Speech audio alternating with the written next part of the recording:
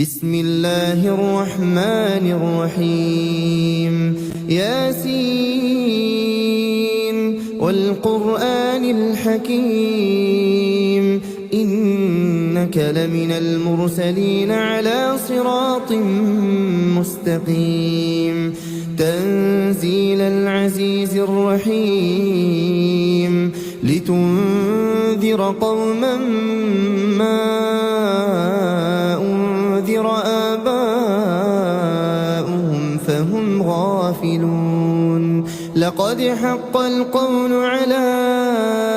أكثرهم فهم لا يؤمنون إنا جعلنا في أعناقهم أغلالا فهي إلى الأذقان فهم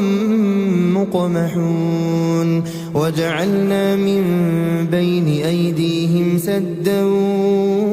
ومن خلفهم سدا فأغشيناهم فهم لا يبصرون وسواء عليهم أأنذرتهم أم لم تنذرهم لا يؤمنون إنما تنذر من اتبع الذكر وخشي الرحمن بالغيب فبشره بمغفرة وأجر كريم إنا نحن نحيي الموتى ونكتب ما قدموا وآثارهم وكل شيء أحصيناه في إمام مبين واضرب لهم مثلا أصحاب القرية إذ جاءها المرسلون إذ أرسلنا إليهم اثنين فكذبوهما فعززنا بثالث فقالوا إنا إليكم مرسلون قالوا ما أنتم إلا بشر مثلنا وما أنزل الرحمن من شيء إن أنتم إلا تكذبون قالوا ربنا يعلم إنا إليكم لمرسلون وما علينا إلا البلاغ المبين قالوا إنا تطيرنا بكم لئن لم تنتهوا لنرجمنكم وليمسنكم منا عذاب أليم قالوا طائركم معكم أئن ذكرتم بل أنتم قوم مسرفون وجاء من أقصى المدينة رجل يسعى قال يا قوم اتبعوا المرسلين اتبعوا من لا يسألكم أجرا وهم مهتدون وما لي لا أعبد الذي فطرني وإليه ترجعون أأتخذ من دونه آلهة إن يردني الرحمن بضر لا تغن عني شفاعتهم شيئا ولا ينقذون إني إذا لفي ضلال مبين إني آمنت بربكم فاسمعون قيل ادخل الجنة قال يا ليت قومي يعلمون بما غفر لي ربي وجعلني من المكرمين وما أنزلنا على قومه من بعده من جند من السماء وما كنا منزلين إن كانت إلا صيحة واحدة فإذا هم خامدون يا حسرة على العباد ما يأتيهم من رسول إلا كانوا به يستهزئون ألم يروا كم أهلكنا قبلهم من القرون أنهم إليهم لا يرجعون وإن كل لما جميع لدينا محضرون وآية لهم الأرض الميتة أحييناها وأخرجنا منها حبا فمنه يأكلون وجعلنا فيها جنات من نخيل وأعناب وفجرنا فيها من العيون ليأكلوا من ثمره وما عملته أيديهم أفلا يشكرون سبحان الذي خلق الأزواج كلها مما تنبت الأرض ومن أنفسهم ومما لا يعلمون وآية لهم الليل نسلخ منه النهار فإذا هم مظلمون والشمس تجري لمستقر لها ذلك تقدير العزيز العليم والقمر قدرناه منازل حتى عاد كالعرجون القديم لا الشمس ينبغي لها أن تدرك القمر ولا الليل سابق النهار وكل في فلك يسبحون وآية لهم أنا حملنا ذريتهم في الفلك المشحون وخلقنا لهم من مثله ما يركبون وإن نشأ نغرقهم فلا صريخ لهم ولا هم ينقذون إلا رحمة منا ومتاعا إلى حين وإذا قيل لهم اتقوا ما بين أيديكم وما خلفكم لعلكم ترحمون وما تأتيهم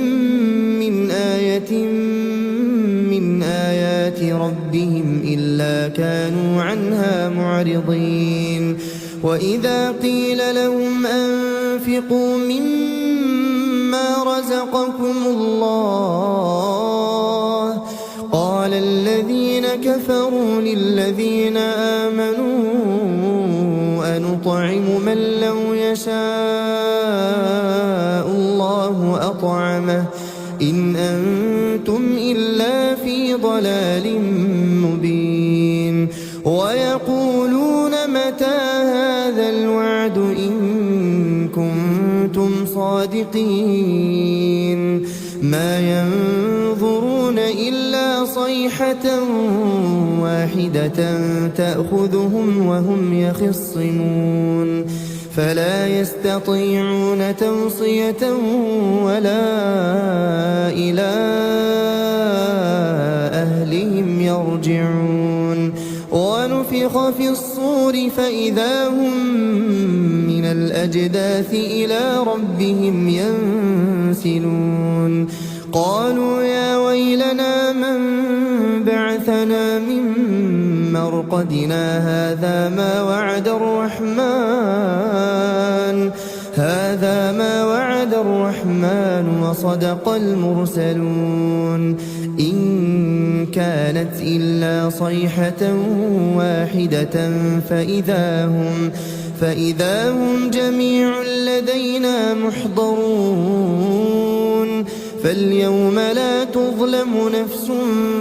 شيئا ولا تجزون إلا ما كنتم تعملون إن أصحاب الجنة اليوم في شغل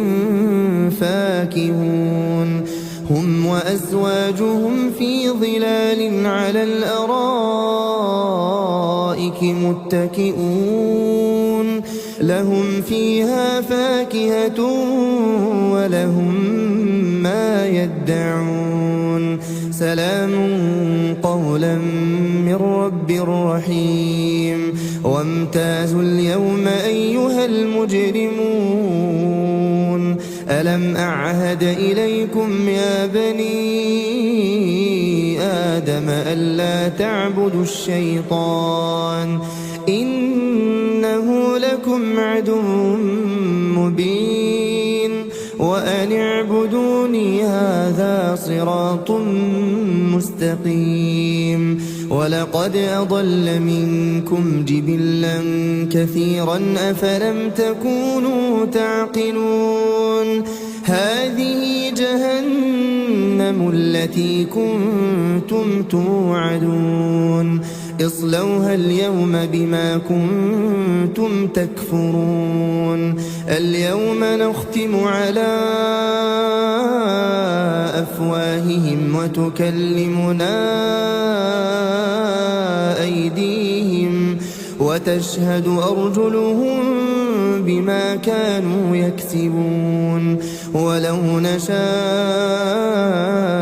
لطمسنا على أعينهم فاستبقوا الصراط فأنى يبصرون ولو نشاء لمسخناهم على مكانتهم فما استطاعوا مضيا ولا يرجعون ومن نعمره ننكسه في الخلق أفلا يعقلون وما علمناه الشعر وما ينبغي له إن هو إلا ذكر وقرآن مبين لينذر من كان حيا ويحق القول على الكافرين أولم يروا أنا خلقنا لهم مما عملت أيدينا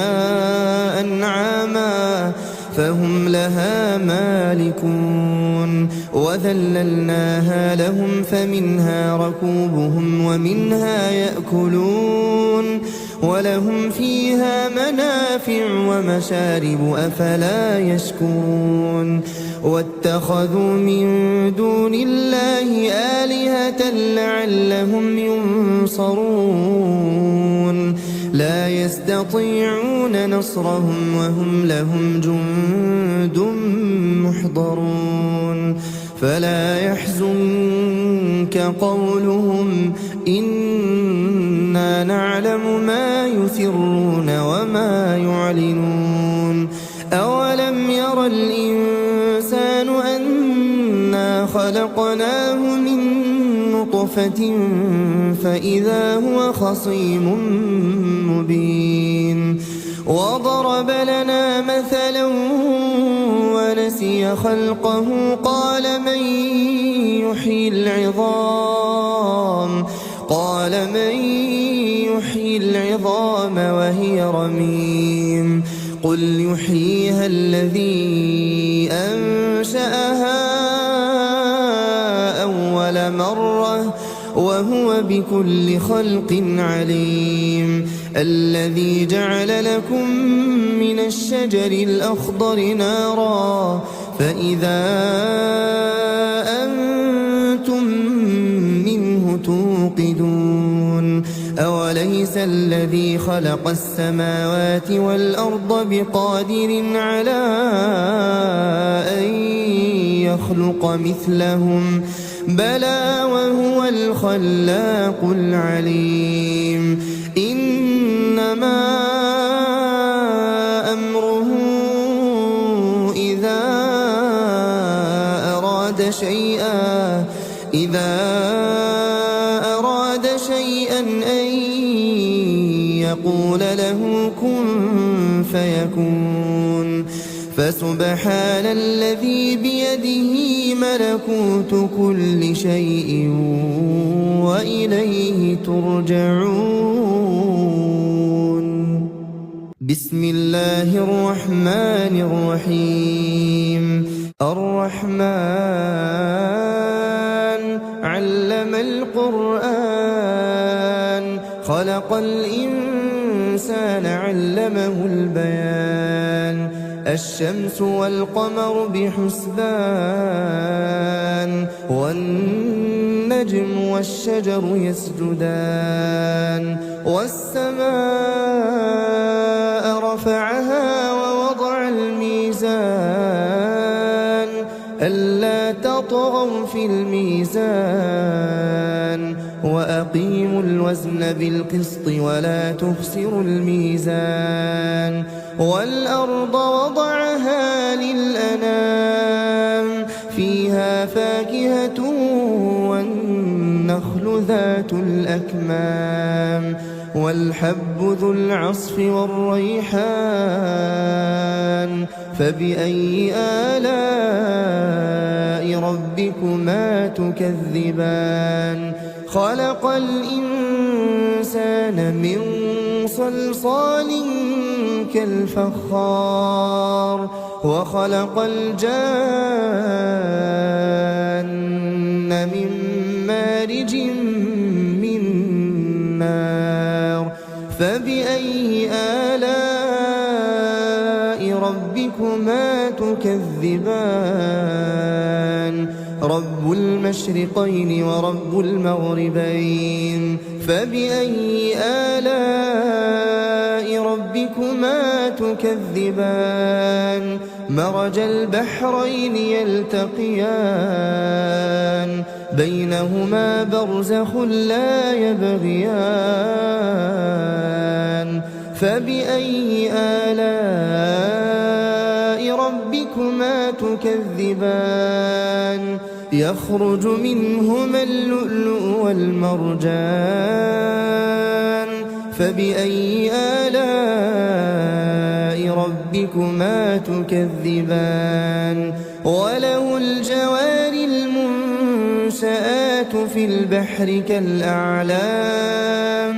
فبأي آلاء ربكما تكذبان؟ كل من عليها فان ويبقى وجه ربك ذو الجلال والإكرام. فبأي آلاء ربكما تكذبان؟ يسأله من في السماوات والأرض كل يوم هو في شأن. فبأي آلاء ربكما تكذبان؟ سنفرغ لكم أيها الثقلان. فبأي آلاء ربكما تكذبان؟ يا معشر الجن والإنس إن استطعتم أن تنفذوا من أقطار السماوات والأرض فانفذوا لا تنفذون إلا بسلطان. فبأي آلاء ربكما تكذبان؟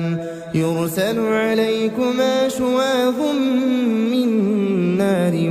ونحاس فلا تنتصران. فبأي آلاء ربكما تكذبان؟ فإذا انشقت السماء فكانت وردة كالدهان.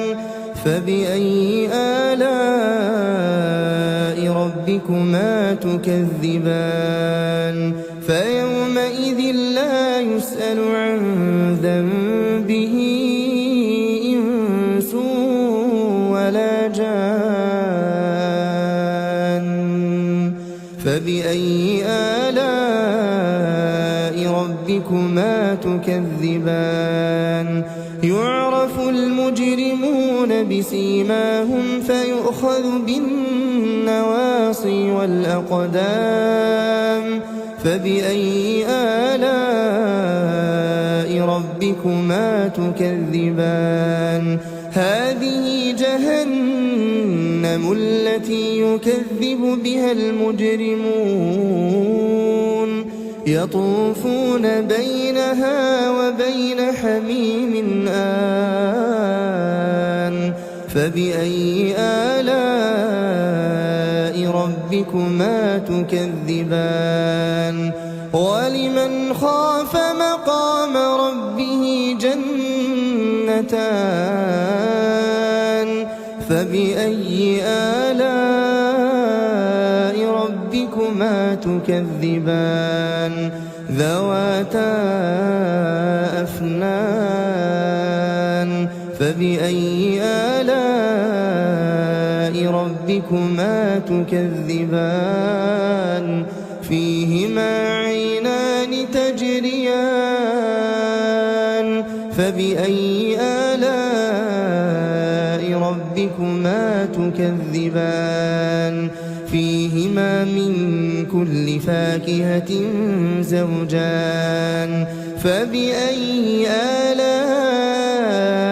ربكما تكذبان متكئين على فرش بطائنها من استبرق وجنى الجنتين دان فبأي آلاء ربكما تكذبان فيهن قاصرات الطرف لم يطمثهن إنس قبلهم ولا جان فبأي آلاء ربكما تكذبان كأنهن الياقوت والمرجان فبأي آلاء ربكما تكذبان هل جزاء الإحسان إلا الإحسان فبأي آلاء ربكما تكذبان ومن دونهما جنتان فبأي آلاء ربكما تكذبان مدهامتان فبأي آلاء ربكما تكذبان فيهما عينان نضاختان فبأي آلاء ربكما تكذبان فيهما فاكهة ونخل ورمان فبأي آلاء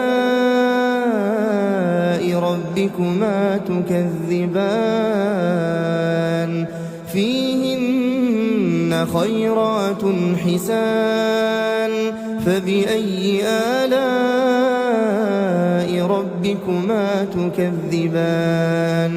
حور مقصورات في الخيام فبأي آلاء ربكما تكذبان لم يطمثهن إنس قبلهم ولا جان فبأي آلاء ربكما تكذبان متكئين على رفرف خضر وعبقري حسان فبأي آلاء ربكما تكذبان تبارك اسم ربك ذي الجلال والإكرام بسم الله الرحمن الرحيم وقعت الواقعة ليس لوقعتها كاذبة خافضة رافعة إذا رجت الأرض رجا وبست الجبال بسا فكانت هباء منبثا وكنتم أزواجا ثلاثة فأصحاب الميمنة ما أصحاب الميمنة وأصحاب المشأمة ما أصحاب المشأمة والسابقون السابقون أولئك المقربون في جنات النعيم ثلة من الأولين وقليل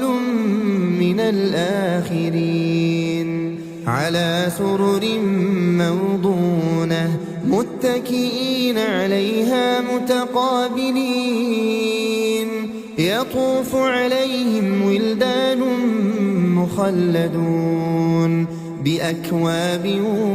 وأباريق وكأس من معين لا يصدعون عنها ولا ينزفون وفاكهة مما يتخيرون ولحم طير مما يشتهون وحور عين كأمثال اللؤلؤ المكنون جزاء بما كانوا يعملون لا يسمعون فيها لغوا ولا تأثيما إلا قيلا سلاما سلاما وأصحاب اليمين ما أصحاب اليمين في سدر مخضود وطلح منضود وظل ممدود وماء مسكوب وفاكهة كثيرة لا مقطوعة ولا ممنوعة وفرش مرفوعة إنا أنشأناهن إنشاء فجعلناهن أبكارا عربا أترابا لأصحاب اليمين ثلة من الأولين وثلة من الآخرين وأصحاب الشمال ما أصحاب الشمال في سموم وحميم وظل من يحموم لا بارد ولا كريم إنهم كانوا قبل ذلك مترفين وكانوا يصرون على الحنث العظيم وكانوا يقولون أئذا متنا وكنا ترابا وعظاما أئنا لمبعوثون أو آباؤنا الأولون قل إن الأولين والآخرين قل إن الأولين والآخرين لمجموعون إلى ميقات يوم معلوم ثم إنكم أيها الضالون المكذبون لآكلون من شجر من زقوم فمالئون منها البطون فشاربون عليه من الحميم فشاربون شرب الهيم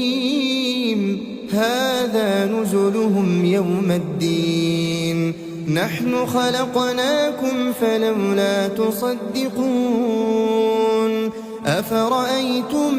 ما تمنون أأنتم تخلقونه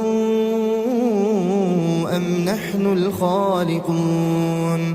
نحن قدرنا بينكم الموت وما نحن بمسبوقين على أن نبدل أمثالكم وننشئكم فيما لا تعلمون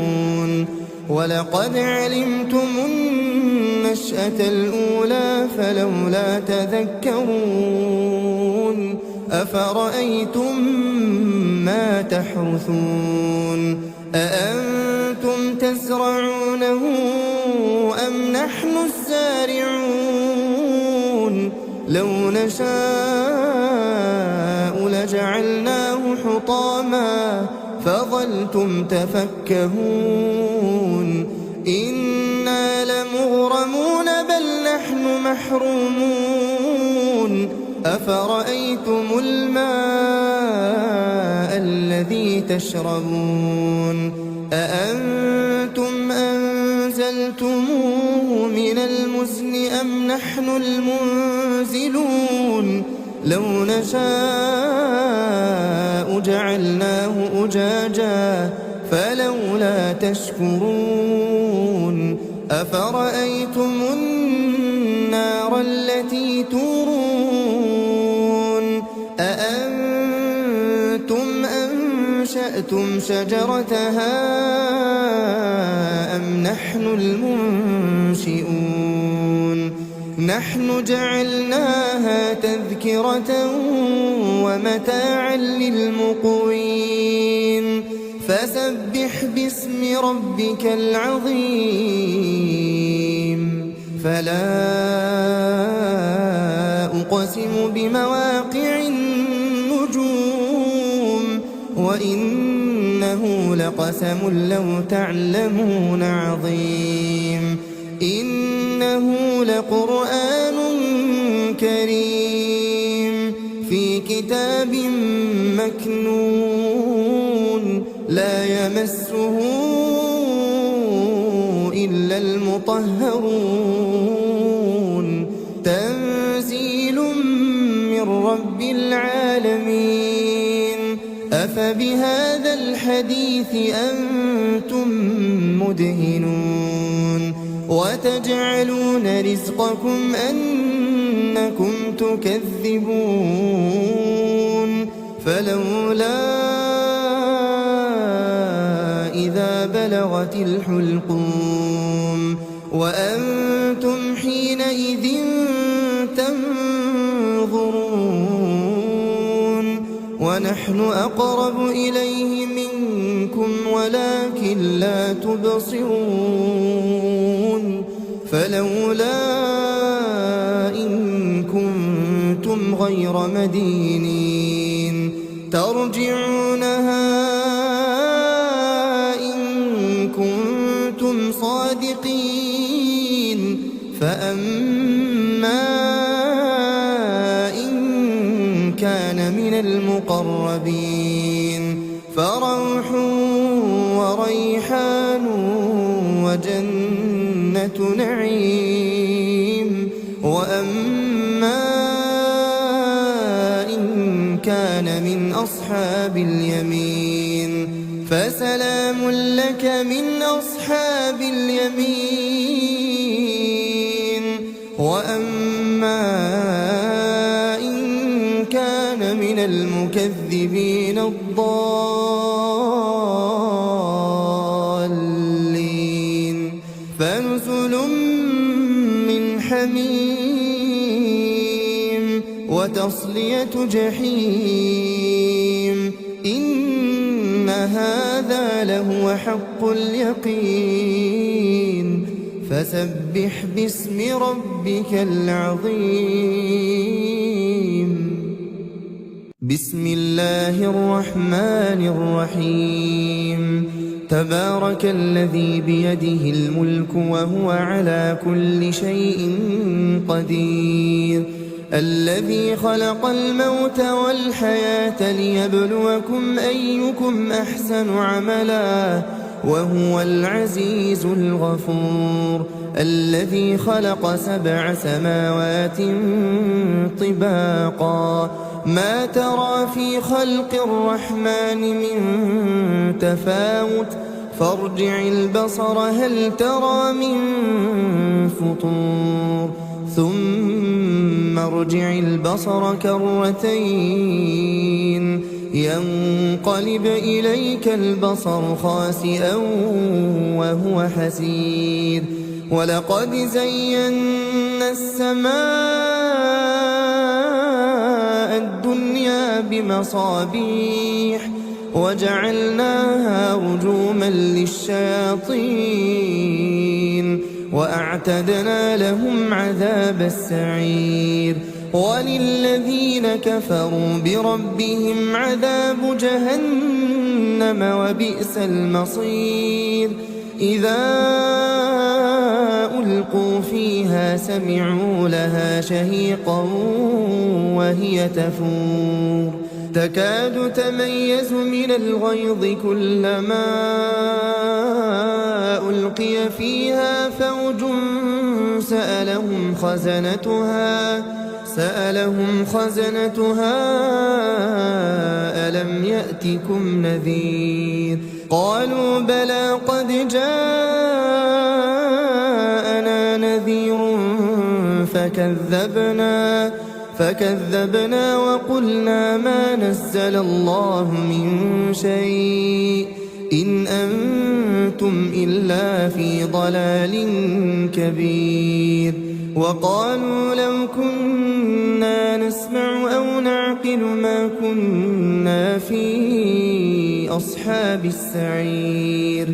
فاعترفوا بذنبهم فسحقا لأصحاب السعير إن الذين يخشون ربهم بالغيب لهم مغفرة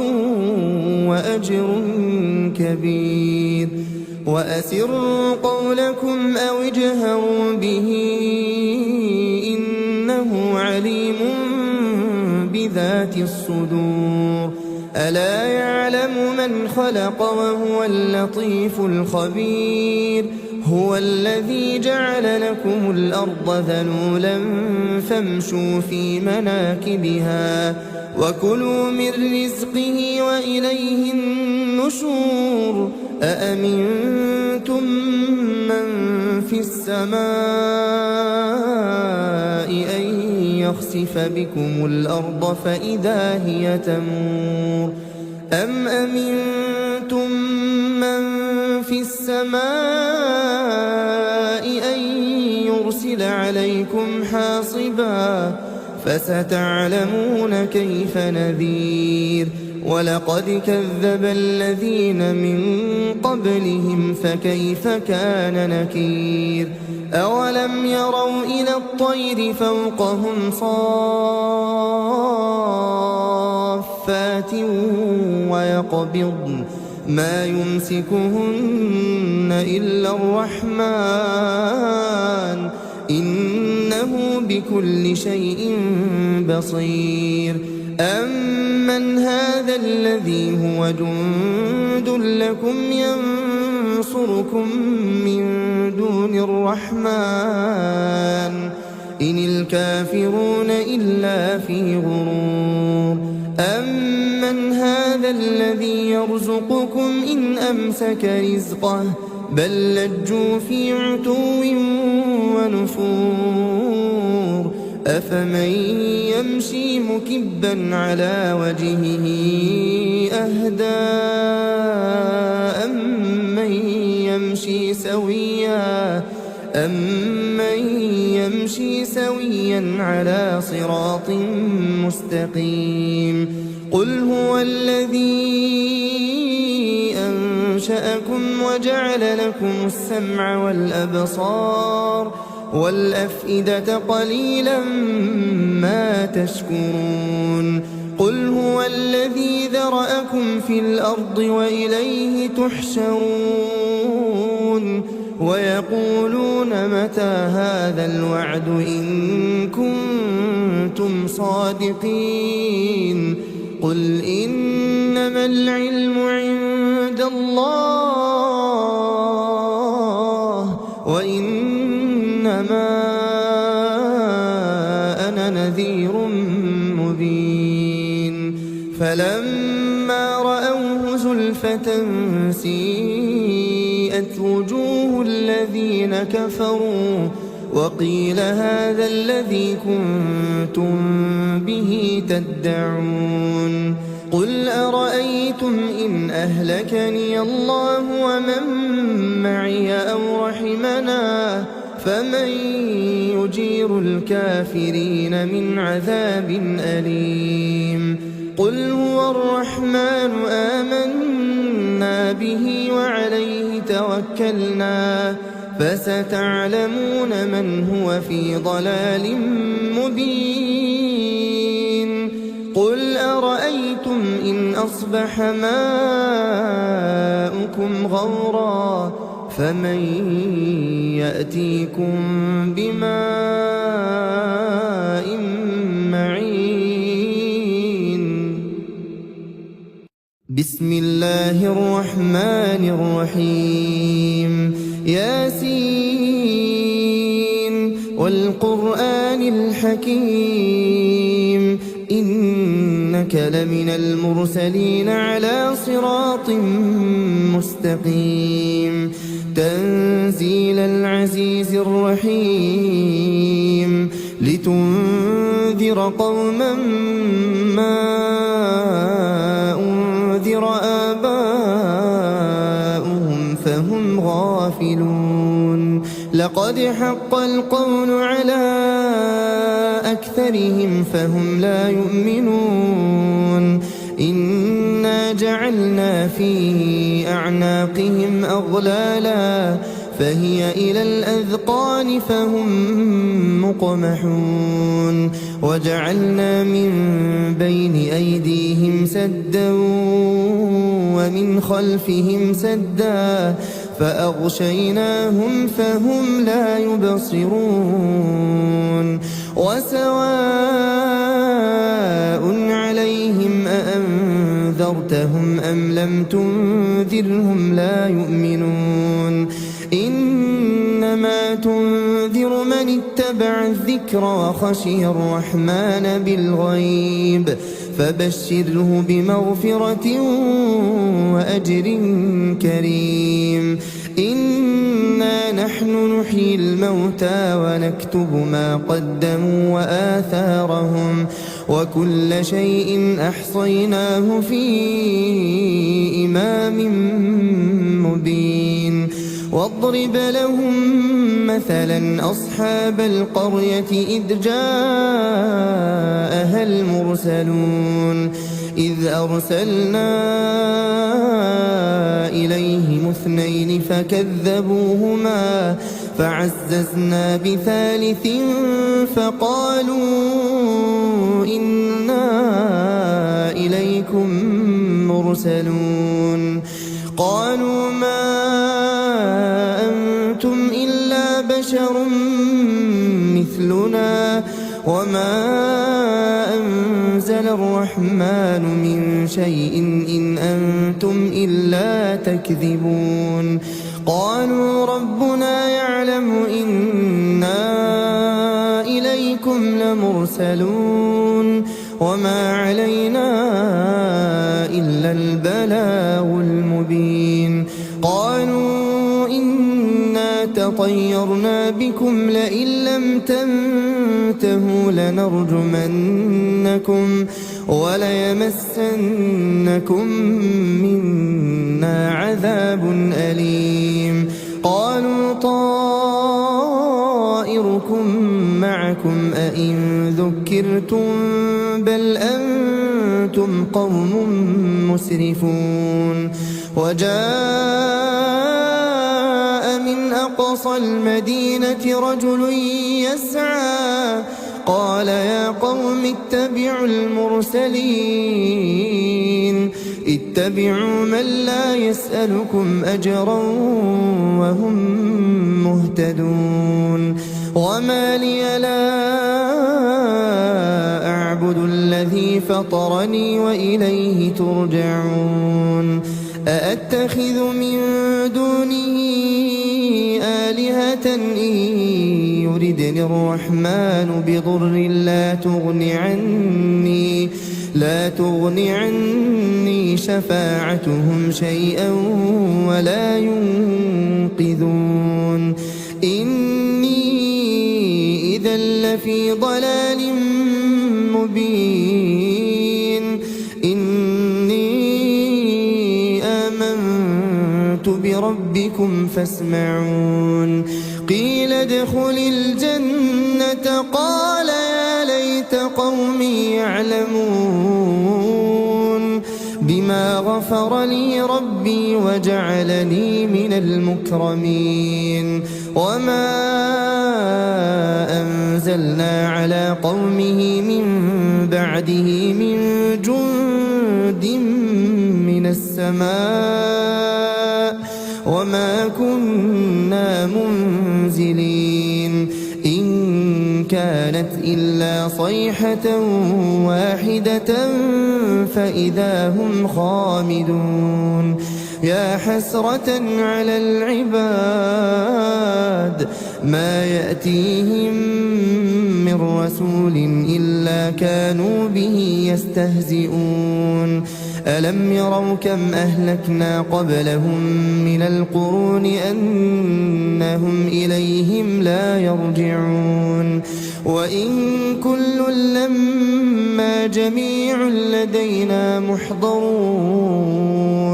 وآية لهم الأرض الميتة أحييناها وأخرجنا منها حبا فمنه يأكلون وجعلنا فيها جنات من نخيل وأعناب وفجرنا فيها من العيون ليأكلوا من ثمره وما عملته أيديهم أفلا يشكرون سبحان الذي خلق الأزواج كلها مما تنبت الأرض ومن أنفسهم ومما لا يعلمون وآية لهم الليل نسلخ منه النهار فإذا هم مظلمون والشمس تجري لمستقر لها ذلك تقدير العزيز العليم والقمر قدرناه منازل حتى عاد كالعرجون القديم لا الشمس ينبغي لها أن تدرك القمر ولا الليل سابق النهار وكل في فلك يسبحون وآية لهم أنا حملنا ذريتهم في الفلك المشحون وخلقنا لهم من مثله ما يركبون وإن نشأ نغرقهم فلا صريخ لهم ولا هم ينقذون إلا رحمة منا ومتاعا إلى حين وإذا قيل لهم اتقوا ما بين أيديكم وما خلفكم لعلكم ترحمون وما تأتيهم من آية من آيات ربهم إلا كانوا عنها معرضين وإذا قيل لهم أنفقوا مما رزقكم الله قال الذين كفروا للذين آمنوا أنطعم من لو يشاء الله أطعمه إن أنتم إلا في ضلال مبين